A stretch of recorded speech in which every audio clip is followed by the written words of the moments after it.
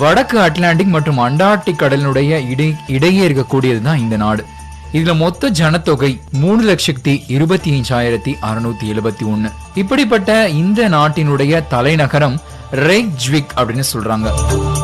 நாட்டினுடைய மொத்த மக்கள் தொகையில 2 பேர் மட்டுமே தலைநகர்ல வசிக்கிறாங்க. ஒரு நாடு அப்படின்னா மொழின்னு ஒரு முக்கியமான ஒரு அம்சம் இருக்கும். அப்படி இந்த நாட்டுல பேசப்படக்கூடிய மொழிய ஐஸ்லாண்டிக் அப்படின்னு சொல்றாங்க. அதாவது இந்த மொழி எந்த மொழியில இருந்து வந்தது, தாய்மொழி இதுக்கு எது அப்படின்னா ஜெர்மன் மொழின்னு சொல்றாங்க. அதுல இருந்து இணைந்து வந்த ஒரு கலப்பு மொழி அப்படின்றது இந்த ஐஸ்லாண்டுக்கு ஒரு சின்ன வரலாறு. இங்கு தகிக்கக்கூடிய எரிமலைகளான குழம்புகள், மலைகள், அதாவது பனிப்பாறைகளால் ஆன குளங்கள், ஏரிகள், ஆறுகள், இது எல்லாமே ரொம்ப ஆச்சரியமான விஷயங்கள். பனிப்பாறைகள் இருக்கக்கூடிய நீர் ஆறுகளாக ஓடி கடைசியில கடல்ல கலக்குது. எரிமலைகள் நிறைந்த இந்த ஒரு பூமி தான் ஐஸ்லாந்து.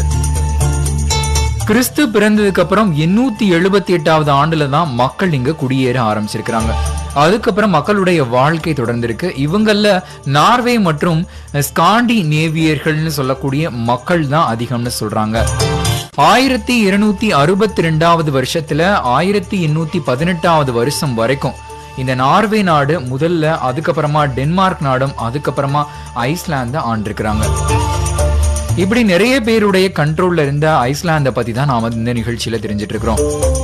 அதுக்கப்புறமா இந்த நாடு 1918ல சுதந்திரமானது. அதாவது 1944ல தான் இந்த ஐஸ்லாந்து குடியரசாயிருக்கு. இதுல சுதந்திரம் அடைந்த வருஷம் அப்படின்னா 1918ன்னு சொல்லலாம். 20ஆம் நூற்றாண்டு வரைக்கும் இங்கு முக்கியமான ஒரு தொழில் விவசாயம், மீன் பிடிக்கிறது தான். இங்கு வரிகள்லாம் ரொம்ப குறைவு அப்படின்னு சொல்றாங்க. முக்கியமா மருத்துவம், இந்த மாதிரி கல்வி எல்லாம் இலவசமா இந்த நாட்டுல கிடைக்குது. அதுக்கப்புறமா நாடு கிடுகிடுவென முன்னேறிடுச்சுன்னு சொல்றாங்க. ஒரு நாட்டுக்கு தேவையானது அப்படின்னா பொருளாதாரம். அதுக்கு முன்னாடி மக்கள் அனைவரும் குறைந்த அளவு படிப்பறிவு மிக்கவர்களா இருக்கணும். அதே போலதான் மக்களுக்கு தேவையான மருத்துவ வசதிகளும் இருக்கணும். இது எல்லாமே இந்த நாட்டுல ஆரம்பத்துல இருந்து இருந்தனால நாடு சீக்கிரமா வளர்ந்ததுன்னு சொல்றாங்க. இந்த வீடியோ பிடிச்சிருந்தா லைக் பண்ணுங்க, உங்களுடைய கருத்துக்களை கமெண்ட் பண்ணுங்க, உங்களுடைய நண்பர்களுக்கு ஷேர் பண்ணுங்க. முக்கியமா மறக்காம எங்களுடைய சேனலை சப்ஸ்கிரைப் பண்ணுங்க, சப்போர்ட் பண்ணுங்க. நன்றி.